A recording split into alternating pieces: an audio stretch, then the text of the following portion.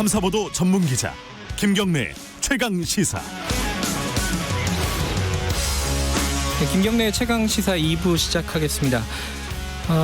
정의당에서 지금 당대표 선거가 진행이 되고 있습니다. 4명의 주자들이 출사표를 던졌고요. 심상정 대표, 고 노회찬 의원의 뒤를 잇는 진보정치의 다음 세대 대표 주자를 뽑는 선거입니다.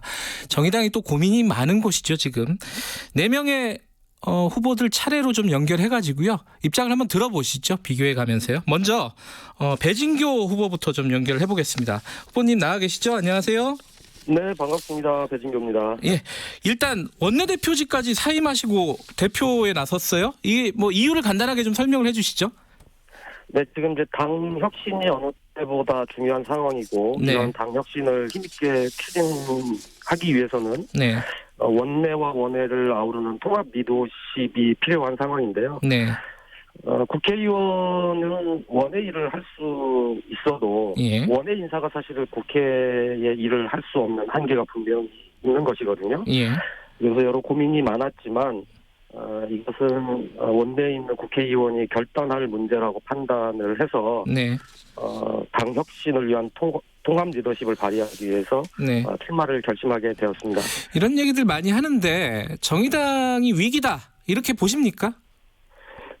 네, 지금 당은 엄중한 위기 상황이라고 생각을 하고 있습니다. 예, 사실 이러한 위기의 핵심은 당원들의 가슴을 뛰게 하고 또 시민들이 인정하는 선명한 당의 정체성을 보여주지 못한 문제가 네, 핵심이라고 좀 생각을 하고 있는 거고요. 예, 또 하나는 진보정당을 시작했던 30대, 40대, 저도 30대 진보정당을 네. 시작했으니까요. 벌써 어느새 50대, 60대가 되었거든요. 네, 새로운 시대에 부응하는 또 새로운 세대로의 세대 교체가 더디게 진행되고 있는 것도 당의 위기의 문제라고 보고 있습니다. 근데 더 큰 문제는 예. 이런 정의당의 위기가 사회적 위기에 놓여 있는 시민들의 목소리를 국회에 크게 울리게 해야 되는데 네, 정의당이 작아짐으로 인해서 네, 이런 사회적 위기에 놓여 있는 시민들의 목소리가 작아지는 것이 예. 더 큰 위기라고 저는 생각하고 있습니다. 이게 좀 추상적으로 흘러갈 수밖에 없는 얘기긴 한데 구체적으로 그럼 무엇을 바꿔야 되는지 정의당에서 그걸 좀 말씀해 주시죠. 우선적으로는 민주당과의 관계 문제를 이제 정확히 하고 네, 이 당의 정체성을 분명히 하는 것이 필요하다고 생각을 합니다. 네, 그동안 경제성장 또는 민주화라고 하는 이유로 네, 뒤로 밀려 있었던 불평등 문제 해결을 위해 네, 정의당이 민생 정치를 다시 복원하는 것, 네, 이것이 진보정당의 존재 이유라고 생각을 하고 있고요. 네, 이제 그런 측면에서 이제는 불평등 해소, 기후위기 극복, 그리고 젠더 평등이라고 하는 새로운 가치 중심의 네. 진보정당으로 재창당이 저는 필요하다고 생각을 하고 있습니다. 그 민주당과의 관계가 중요하다고 말씀하셨는데 민주당 이중대 이런 얘기 많이 들었잖아요. 사실 외부에서. 네. 그거 어떻게 해소해야 된다고 보십니까? 이제는 과거의 민주대연합은 이제 끝났다라고 생각을 하는 거고요. 네, 민주당이 시민들의 삶을 다 대변하고 있는 것 같지만 네. 사실은 상위 20%의 민주주의로 사실은 전체 100%를 대변하는 것처럼 팬덤 정치를 이끌고 있는데요. 과연 80%의 시민의 삶이 과연 바뀌었냐라고 하는 측면에서 놓고 보면 저는 그렇지 않다. 그래서 민주당이 대변하는 시민들과 정의당이 대변하는 시민이 분명히 다르다라고 하는 것을 네. 말씀드리는 것이고요. 그런 측면에서 이제는 이 가치들에 동의하는 모든 시민들과 함께하는 진보정당의 길을 가야 된다 이렇게 말씀드리겠습니다. 현안들에 대해서도 한 분씩 다 공통적으로 좀 여쭤볼게요. 추미애 장관 아들 휴가 문제, 청탁 의혹 문제 여러 가지가 있는데 여기에 대한 입장 간단하게 좀 설명을 해주시죠. 어쨌든 지금 추미애 장관의 아들이 무릎에 문제가 있었고 휴가 기간 중에 이제 수술을 받은 것은 사실인 것 같습니다. 그런데 이제 국내 행정서류가 남아있냐 남아있지 않냐라고 하는 의혹들을 지금 계속 주고받고 또 대응을 하고 있는 상황인데요. 네. 이 문제는 사실은 사실관계를 확실하게 증명하면 될 문제인 거고 그런 측면에서 추미애 장관이나 민주당도 이 문제를 적극적으로 대응하지 못한 측면이 있다. 이런 생각이 듭니다. 어쨌든 이런 문제로 우리 국민들이 지금 코로나와 또 태풍으로 상당히 어려움을 겪고 있는데 네. 지나치게 이런 문제가 이슈가 돼서 국민들의 또 마음에 상처가 되지 않았으면 좋겠습니다. 특임 검사 찬성하세요? 과연 이러한 문제로 특임 검사가 필요한지 네. 이것은 사실 이제 검찰의 수사가 진행되고 있으니까 신속하게 검찰이 수사할 수 있도록 촉구하고 네. 그 결과를 검찰이 빨리 내놓는 것이 필요하다고 생각을 합니다. 2차 재난지원금 선별 지급이 확정이 돼서 지금 진행이 되고 있는데 네. 이 부분은 어떻게 보십니까? 저는 시종일관 모든 국민에게 지급해야 한다고 주장을 해왔고요. 네. 또다시 왜 이렇게 힘들게 선별하려고 하는지 네. 알 수가 없습니다. 사실 재난지원금의 성격이 돈이 돌게 하고 네. 어려움을 극복하는 데 있지 않겠습니까? 네. 그런데 정부와 여당은 소유와 이득 개념으로만 빈자와 부자를 나누는 것 같아요. 예. 사실 이 재난지원금은 누군가에게는 생존이고 또 누군가에게는 여유를 줄 수 있고 네. 또 누군가에게는 경험이 돼서 돈이 돌고 그만큼 어려움에 대해서 서로 이해하고 어려움을 덜어내는 공동체가 상생하는 방식인데 사회 공동체를 바라보는 데 있어서 철학이 없는 것이 아닌가 하는 아쉬움이 많이 남습니다. 알겠습니다. 윤영찬 의원이 청와대 출신 윤영찬 의원이 카카오 보도에 대해서 불만을 가지고 들어오라고 하세요. 이런 문자를 보냈다는 게 어제 나왔어요. 이거 어떻게 보십니까? 어제 저도 언론 보도를 통해서 봤습니다만 네. 최근 이제 국회의원의 공직자로서의 윤리와 네. 관련돼서 인식을 더욱 높일 필요가 있지 않을까 이런 생각이 들었습니다. 네. 어쨌든 피감기관이고 해당 관련된 의원으로서 그런 네. 문자 하나가 피감기관들에게 대단히 부담이 될 것이고 네. 결국은 국민들이 보시기에 국회의원의 갑질로도 충분히 보여질 수 있는 사안이다 이렇게 생각합니다. 알겠습니다. 오늘 여기까지 짧게 좀 듣겠습니다. 고맙습니다. 네, 감사합니다. 정의당 당대표 후보 배진교 전 원내대표였습니다. 네, 바로 연결하죠. 다음에는 김종철 후보 연결되어 있습니다. 나와 계시죠? 안녕하세요. 네, 안녕하세요. 김종철입니다. 김종철 후보께서도 위기라고 생각하세요? 다들 위기, 정의당의 위기 얘기하는데 위기 맞습니까? 저도 뭐 그렇게 보고 있습니다. 위기의 핵심이 뭐예요? 진단은 좀 다를 거예요, 아마. 일단 뭐 내외적으로 다 위기인데요. 예. 그러니까 최근에 이제 뭐 당내 논란으로 인해서 당원들이 이제 좀 많이 탈당하신 것도 네. 위기고, 네. 그러니까 그러면서 힘이 좀 빠진 것도 위기고요. 네. 또 하나는 이제 국민들이 정의당을 바라보는 어떤 시선이나 이런 것에서 네. 정의당이 좀 앞으로 잘 나아가지 못하고 있다. 네. 좀 정체돼 있다. 이런 인식을 받는 것도 상당한 좀 위기라고 생각하고 있습니다. 내부적인 것과 외부적인 게 있는데 말씀하신 대로 자 내부적인 거는 항상 무슨 사건이 터지면 정의당이 시끄러운 건 사실이에요. 뭐 예를 들어 박원순 전 서울시장 조문 관련해서도 그렇고 비례위성정당 불참 뭐 이 논란과 관련. 근데 이게 내부적으로 이렇게 이걸 어떤 식으로 좀 정리하고 끌어가야 될 것인가 대표가 되신다면 어떻게 하셔야 될 것 같아요. 내부적인 거는. 내부적인 것은 뭐 아직까지는 우리 당의 인식이 네. 좀 그 인식 정도가 그러니까 정의당이 잘 됐으면 좋겠다. 네. 진보정당으로서 정의당 역할을 했으면 좋겠다. 이런 거는 다 공감대가 있는데 네. 조금 구체적으로 들어가는 어떤 새로운 어떤 의제나 이런 거에서 좀 그 일치하는 부분이 약간 예. 적었었고 예. 특히 이제 문재인 정부에 대해서 어떻게 좀 바라볼 것인가에 대해서도 네. 약간 적었던 것 같아요. 근데 이제 그런 인식을 조금 높여 나가면서 동시에 우리가 사회적인 메시지를 더 좀 대담하게 내는 것 이런 걸 통해서 좀 극복이 가능하다고 좀 보고 있습니다. 그런 차원에서 민주당하고 진검승부를 벌여야 한다 이런 말씀하셨잖아요, 그죠? 네. 어떤 게 진검승부입니까? 오늘 그러니까 얼마 전에 그 2, 4분기 우리나라 합계 출생률을 보니까 0.84더라고요. 네. 이게 이제 세계 198개국 중에 198위인데 네. 저는 이 정도 되면은 이제 국가 소멸 단계의 시작이 이제 시작됐다 이렇게 보거든요. 예. 그럼 이게 못할 것이 없어야 되는데 예. 그런 점에서 보면은 그 민주당이 예를 들면 이제 증세를 해가지고 네. 그걸 보편복지로 나눈다거나 네. 아니면 재분배에 써가지고 좀 더 공평한 사회를 만들다거나 이런 거에 대단히 소홀했습니다. 네. 그래서 뭐 미국이 2차 대전 직후에 한때 소득세가 한 88%까지 네. 꽤 오래 유지되지 않았습니까? 네. 지금 우리나라 수준이면은 저는 지금 뭐 그 스웨덴이나 이런 데처럼 뭐 소득세를 60%까지 최고세율을 올린다거나 아니면 이제 정부가 책임지는 공공임대주택을 대폭 공급한다거나 네. 뭐 아니면 뭐 피케티가 요즘 말하는 기본 소득을 넘어선 기본 자산제 네. 이런 것들도 과감하게 검토해서 하지 않으면은 네. 저는 이 뭐 국가 소멸의 어떤 흐름을 지금 막아낼 수가 없다고 보거든요. 그런 면에서 좀 과감하게 승부를 해야 된다고 좀 생각합니다. 근데 이제 밖에서 보면요, 이제 거대 양당이 있고 심지어 국민의힘도 굉장히 진보적인 의제를 던지고 있단 말이에요. 상대적으로 네. 보면 과거에 비해서.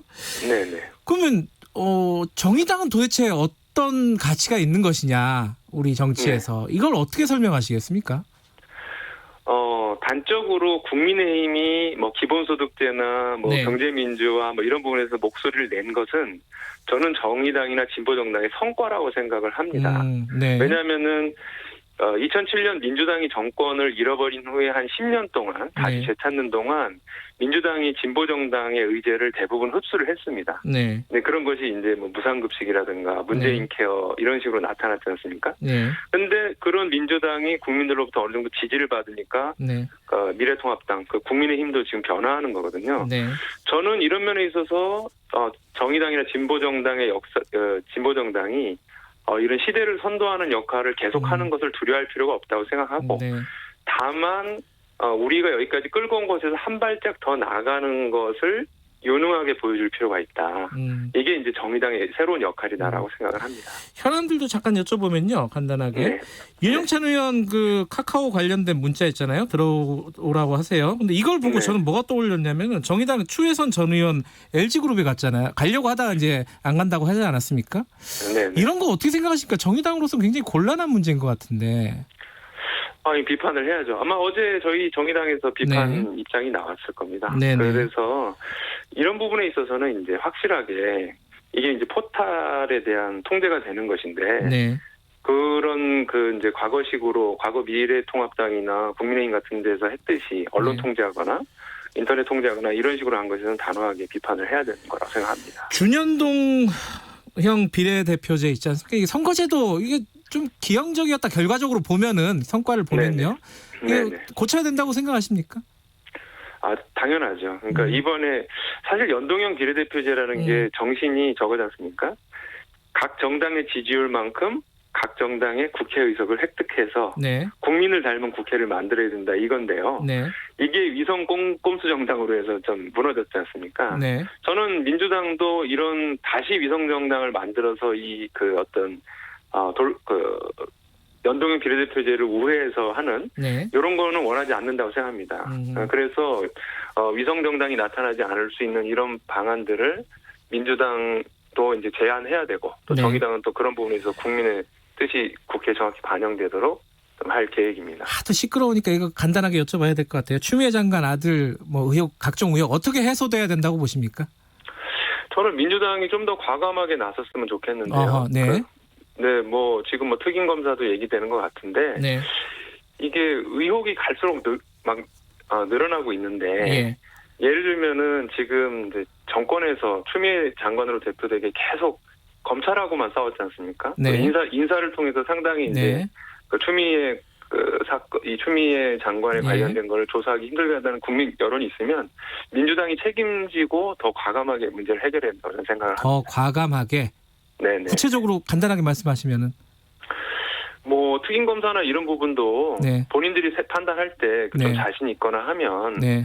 그런 부분을 좀 수용할 수도 있어야 되고 그거는 뭐 민주당에서 좀 전적으로 좀 판단을 해야 될 문제고 정의당에서도 좀 논의를 해봐야 되는데 예.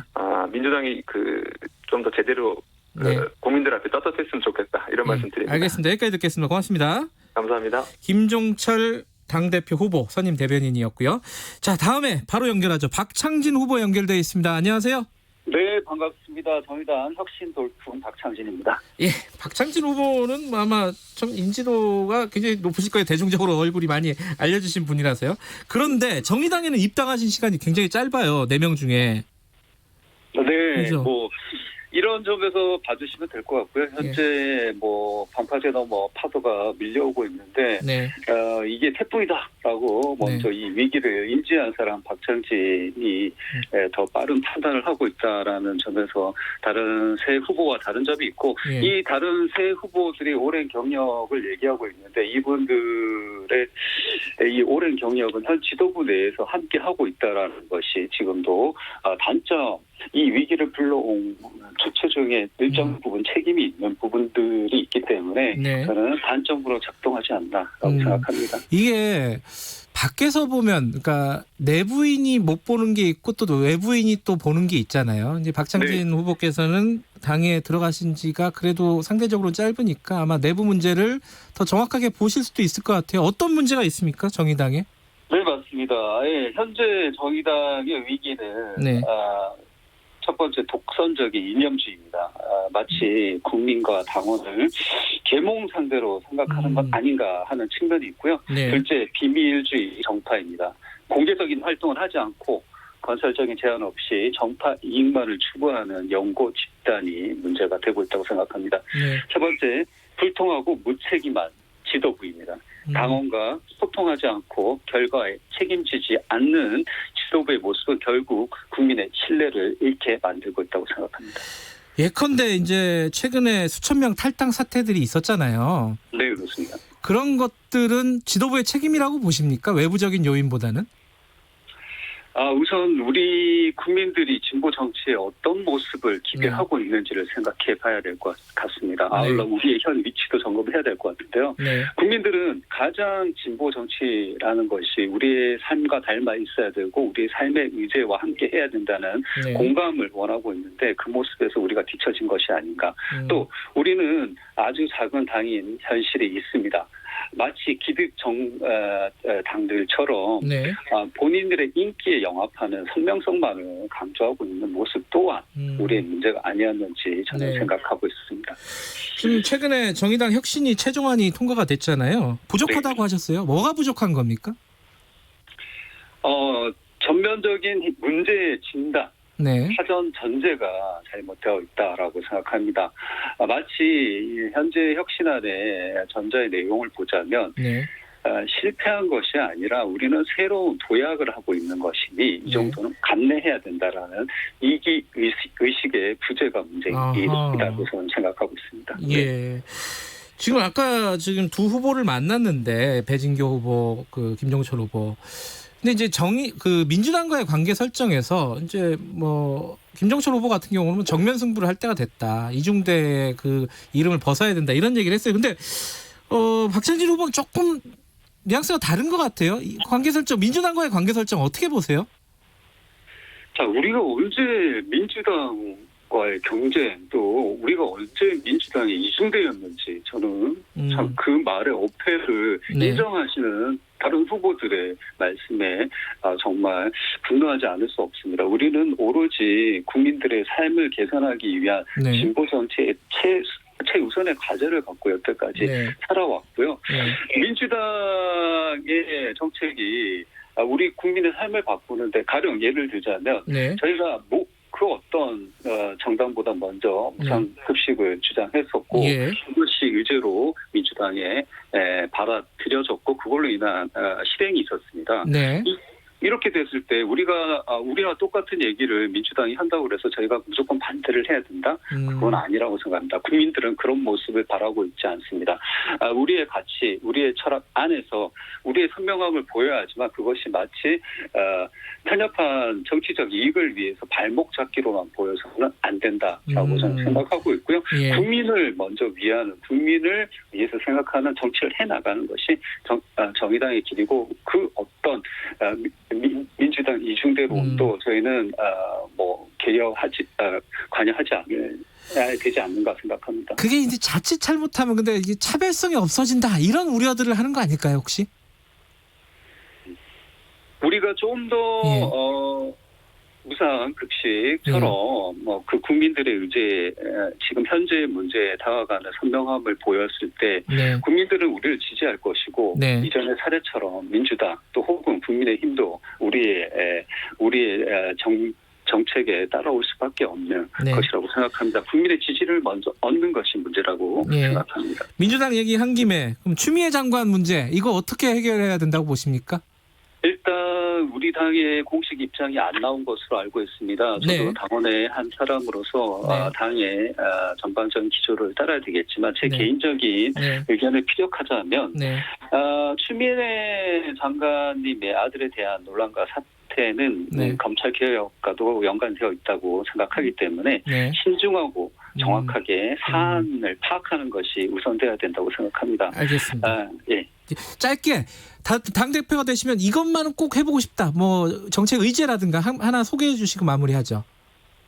제가 선본 슬로건으로 내건 것이 익숙한 것과의 결별, 당원과의 혁신입니다. 무엇보다 당원에게만 빚지는 당대표가 되겠습니다. 알겠습니다. 여기까지 드릴게요. 고맙습니다. 감사합니다. 박창진 정의당 당대표 후보 갑질 근절 특위위원장이었습니다. 바로 김종민 후보 연결하겠습니다. 안녕하세요.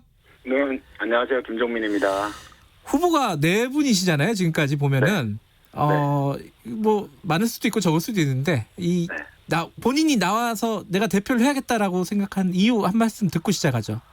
그러니까 제가 이제 진보 정치 18년 했습니다. 나이는 좀 어린데 꽤 오랜 청년 시절부터 시작을 했죠. 경험이 많다고 할 수 있는데 밤잠 설치면서 여러 가지 진보 정치 발전이나 정의당 발전을 위해서 여러 가지 전략적 고민을 해왔어요. 밤잠 설치가 해온 게 있는데 지금 제가 그 진보 정치 18년 하는 과정에서 가장 진보 정치의 위기이고 또 두려움이 생길 정도로 굉장히 위기라고 생각합니다. 그런 문제를 가장 앞장서서 가장 선명하고 분명하게 해결할 수 있다 이런 마음으로 출마했죠. 앞에 세 분 얘기 들어보니까 조금씩 다르기도 하고 공통된 부분도 있습니다. 민주당과의 관계 설정 이게 이제 외부에서 볼 때는 좀 많은 관심사가 있어요. 어떻게 보십니까, 김종민 후보께서는? 그러니까 저는 뭐 명확하게 이제 정의당은 독립된 정당으로 그건 당연하죠. 독립된 정당으로서 민주당 이중대에서 완벽하게 벗어나야 된다 이런 입장을 갖고 있어요. 그래서 진보 정당이라고 하면 그간 이제 한국 사회에서 국민들이 바라고 진보 정당이 던지는 수많은 질문들이 있는데 이 문제에 답하기보다는 내가 어떤 여당 편에 설 거냐 야당 편에 설 거냐 이런 질문에 대답하느라고 급급했다고 생각해요. 그게 아니라 새롭게 제기되는 진보 정치가 원래 한국 사회를 선도하고 끌어나가야 되는 위치로 다시 돌아와야 되고 한국 사회에 대변되지 못하는 사회적 약자 소수자의 곁으로 돌아가서 분명한 야성을 갖는 독립된 정당으로서 자기 역할을 해야 된다고 생각을 합니다. 특히나 이 민주당의 현재 그 슈퍼 여당이 되면서 보여주고 있는 여러 가지 그 보수화되고 기득권화되는 모습 같은 게 보여지거든요. 말하자면 이제 어깨에 너무 힘이 들어가 있는 거죠. 이런 모습들에 대해서 그동안 개혁 정신 같은 걸 좀 버려가면서 이런 기득권화되고 있는 모습에 대해서는 저희가 철저하게 해초리도 들고 할말하는 그런 정당이 돼야 된다 이렇게 생각합니다. 지난 총선에서 사실 정의당 성적이 굉장히 안 좋았어요. 예상보다. 이게 전략의 실패가 실패지 정의당의 실패는 아니다 이렇게 얘기하셨어요. 이게 무슨 뜻이에요 정확하게? 그러니까 정의당이 원래 가야 될 진보 정치 길이라는 게 있는데 지난 그 정의당의 그 대략 8년의 역사를 보면 민주당의 개혁 입법 공조로 표현되는 이제 개혁 공조가 굉장히 이제 큰 역할을 담당해 왔습니다. 한국 사회가 끊임없이 이제 보수 정치에 의해서 후퇴되고 있는 모습을 다시 개혁으로 돌려야 된다고 하는 국민적인 열망에 대한 그 호응도 우리가 해야 됐었지만 그런 과정에서 그늘 같은 게 많이 생겼습니다. 그러니까 말하자면 이제 정체성이 아까 말씀드린 민주당 이중대론으로 표현되는 정체성의 혼란이라든가 정의당은 정말 미래가 있는 거야? 뭐 비례대표에만 몰입하는 정당 아니야? 이런 모습이라든가 특히 진보적인 정책과 아젠다를 계속 이렇게 앞장서 제출해왔던 정당이었는데 뭔가 뒤처지고 뭔가 그 다른 진보적인 리더들이 다른 당의 진보적인 리더들이 제출하는 진보적 의제를 좀 불허하는 그런 모습으로 이렇게 말하자면 이렇게 그늘이 생겼다는 거죠. 이 그늘을 명확하게 이렇게 해결하지 못한 채 지금까지 왔고 그 문제가 결국 10%의 정의당에 대한 지지를 보내주셨지만 그에 비해 의석수는 초라한 의석수가 됐다 이렇게 생각을 합니다. 그래서 명확하고 분명하게 이렇게 진보 야당으로서 돌아갈 필요가 있다. 알겠습니다. 그 지금 박창진 후보가 그 얘기했습니다. 독선적 이념주의, 계몽주의, 비밀 정파주의 이런 부분들이 정의당의 문제다. 동의하십니까? 그러니까 그런 측면이 정의당이 있었다고 생각하는데 그게 더 결정적이냐에 대해서는 반대 의견이 있습니다. 말하자면 정의당이 진보 정당으로서의 자기 정체성을 명확히 하지 않은 문제가 더 결정적인 문제이지 특히나 이제 박창진 후보가 주장하시는 민주당과의 관계 설정에서의 끊임없이 민주당과 함께 뭔가를 도모하고 만들어오는 과정에서 네. 우리 당이 놓쳤던 것이 국민들이 보기에 정의당답지 못하다 이렇게 보시는 것이지 예. 내부적인 여러 가지 문제가 있다고 보여집니다. 그 문제는 극복돼야 되고 특히나 한 명의 리더에 의해서 또 네. 한두 개의 정파 그룹에 의해서 적자 생존하는 모습으로 비례대표 몰입했던 그런 정당은 끝을 내야 되고 새로운 진보정치 세대의 교체가 명확하게 필요하고 그런 것을 만들어가는 강력한 당대표 리더십이 예. 필요하다고 생각합니다. 대표가 되시면은 진보 정당의 아까 말씀하신 의제를 말씀하셔야 될 거잖아요. 가장 네. 지금 필요한 의제가 어떤 거라고 보세요? 한국 사회에서?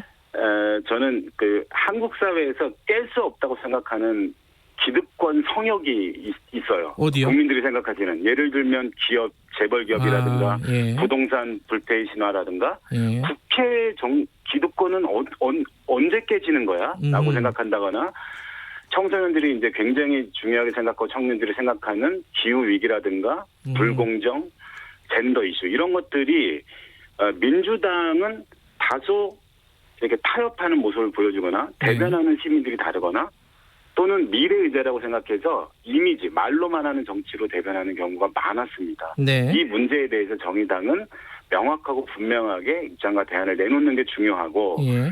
특히나 이 부동산 불평등, 소득 불평등, 안전 불평등이라든가 아까 말씀드렸던 국회 기득권, 재벌 기득권, 차별 기득권 같은 이런 성역과 맞서 싸우는 게 정의당이 해야 될 가장 중요한 정책 어젠다라고 생각합니다. 지금 그 재난지원금 얘기가 지금 진행이 되고 있지 않습니까? 네. 여기에 대해서 이게 사실상 진보 의제였잖아요, 우리나라에서는. 네네, 그거 그렇습니다. 어떻게 생각하십니까? 지금 진행되고 있는 방식에 대해서? 그러니까 지금 현재 정부가 얘기하는 재난수당은 네. 선별지급이냐 보편지급이냐 논쟁을 벗어나서 네. 지금 기재부 관료들이 얘기하고 있는 재정건전성 프레임에 완벽하게 손을 들어줬다고 생각해요. 그러니까 기업에게 투자하는 것, 기업을 지원하는 건 투자고 서민들의 삶을 지원하는 건 비용이라고 생각하는 그런 보수적인 경제 시각에 의기투합한 결과다. 저는 그렇게 확신을 합니다. 그래서 여유 있는 사람에게 왜 주냐고 묻는 대신에 여유 있는 사람들에게 세금을 더 걷자고 하는 게 정의로운 위기 극복이라고 생각합니다. 알겠습니다. 오늘 여기까지 듣겠습니다. 고맙습니다. 네, 고맙습니다. 정의당 당대표 후보 김종민 부대표였습니다. 4명 들으니까 숨차네요. 다들 비교가 되셨을 것 같습니다. 자, 2부 여기까지고요. 잠시 후 3부에서 뵙겠습니다. 일부 지역국에서는 해당 지역 방송 보내드립니다.